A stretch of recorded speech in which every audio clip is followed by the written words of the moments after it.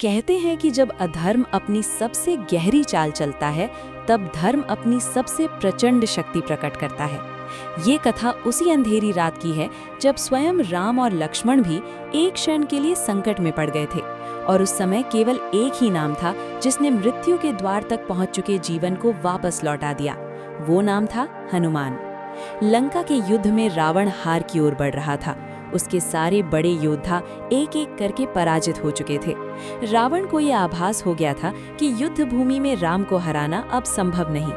तभी उसके भाई विभीषण ने उसे एक गुप्त नाम बताया, अहिरावण। पाताल लोक का राजा, मायाओं का स्वामी और तंत्र विद्या में अद्वितीय। कहा जाता था कि यदि अहिरावण ने किसी को बंदी बना लिया तो देवता भी उसे छुड़ा नहीं सकते। उस रात चारों ओर गहरी निस्तब्धता थी। वानर सेना थकान से विश्राम कर रही थी। राम और लक्ष्मण एक कुटिया में ध्यानमग्न थे। तभी अचानक एक अजीब सी ठंडी हवा बहने लगी। दीपक की लौ कांप उठी। किसी को आभास भी नहीं हुआ और धरती फटने जैसी आवाज के साथ राम और लक्ष्मण पाताल लोक में खींच लिए गए। जब हनुमान जी की आंख खुली तो उन्होंने कुटिया को खाली पाया। उनका हृदय एक पल के लिए थम सा गया। उन्होंने चारों दिशाओं में देखा, पर कहीं भी राम और लक्ष्मण नहीं थे। उसी क्षण विभीषण दौड़ते हुए आए और कांपते स्वर में बोले कि ये अहिरावण का काम है। ये सुनते ही हनुमान जी की आंखों में अग्नि जन उठी। उन्होंने बिना एक क्षण गवाए पाताल लोक की ओर प्रस्थान किया। पाताल लोक कोई साधारण स्थान नहीं था। वहां सूर्य का प्रकाश नहीं पहुंचता। चारों ओर मायाओं का जाल था। रास्ते बदलते रहते थे, दिशाएं भ्रमित कर देती थीं, पर हनुमान जी के लिए ये सब तुच्छ था। वे राम नाम का स्मरण करते हुए आगे बढ़ते गए।